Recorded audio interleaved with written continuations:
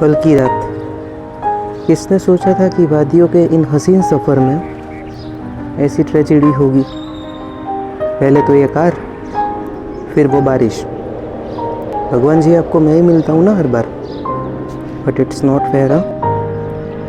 वैसे वो जो कुछ भी हो, उसके सामने लाइफ के जिस पहलू को मैंने देखा, सही था उसे देखना भी और समझना भी।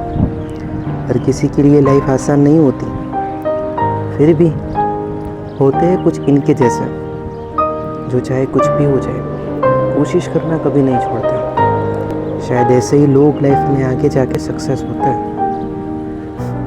आई विश उसे वो सब कुछ मिल जाए जो उसे चाहिए।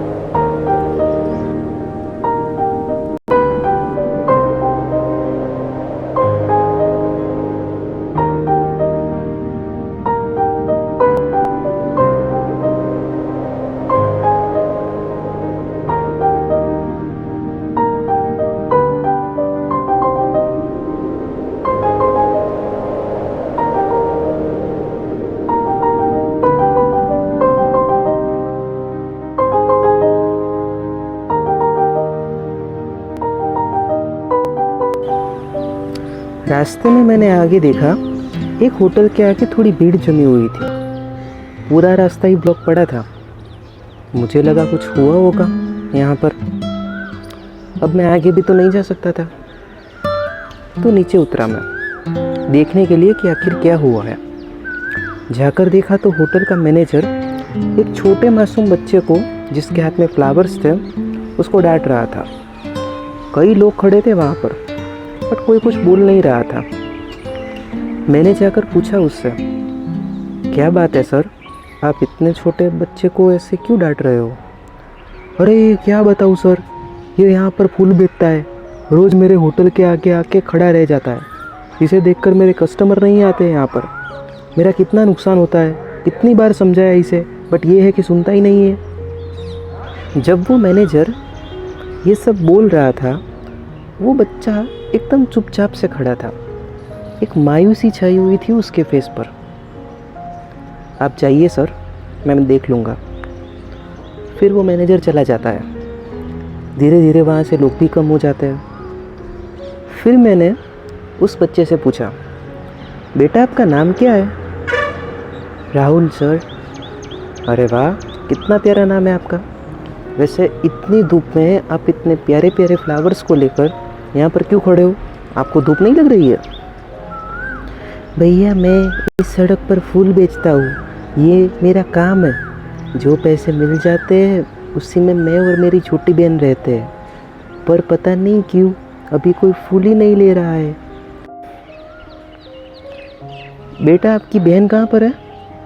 वो घर पर है भैया, उसे बहुत तेज़ बुखार है। मुझे कुछ समझ नहीं आ रहा है मैं क्या करूँ। बेटा, आपने कुछ खाया? अभी मेरे लिए मेरी बहन से ज़्यादा ज़रूरी कुछ नहीं है भैया। वो पहले ठीक हो जाए, मैं बाद में खाना खा लूँगा। उसकी ये बात सुनकर मेरा दिल भर आया। आजकल की ये मतलबी दुनिया में, जहाँ पर हर एक रिश्ता एक मतलब से है, वहाँ ऐसा मासूम और प्यारा रिश्ता देखने को कहाँ मिलता है।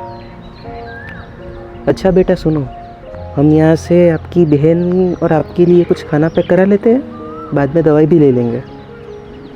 सच में भैया? हाँ, चलो पहले। ओके। फिर मैं उस बच्चे को लेकर खाना लेने गया। हम उसके कहा हुआ खाना पैक करा ही रहे थे कि वहाँ मैंने देखा एक टेबल पर एक छोटा सा बच्चा था अपने मम्मी पापा के साथ।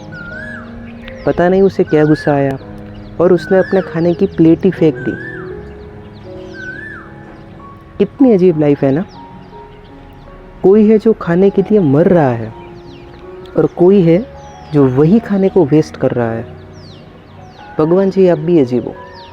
जिसे दे देते हो, इतना दे देते हो कि उसे उसकी वैल्यू ही भूल जाती है, और जिसे नहीं देते उसे। खैर, यहाँ से खाना पैक कराने के बाद हम उस बच्चे के घर गए। बुखार से तप रही थी उसकी बहन। आसपास तो कोई हॉस्पिटल दिखा नहीं। मेरे पास कुछ मेडिसिन्स थी, उसमें से मेरे एक डॉक्टर दोस्त से पूछकर मैंने उसे दे दी।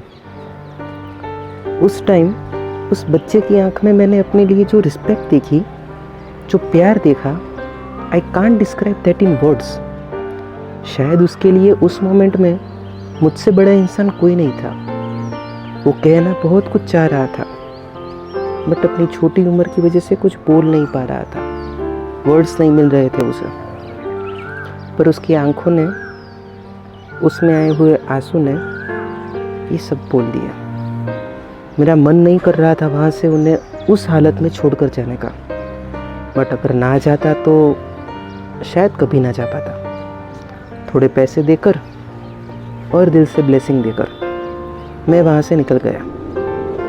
वो बच्चे को जब तक मैं दिखता रहा, वो मुझे हाथ हिलाकर बाय कहता रहा। पता नहीं क्यों उसे देखकर मेरी आंखों में से आंसू आ गए। पता नहीं अब ये खुशी के आंसू थे या गम के, बस आंसू थे।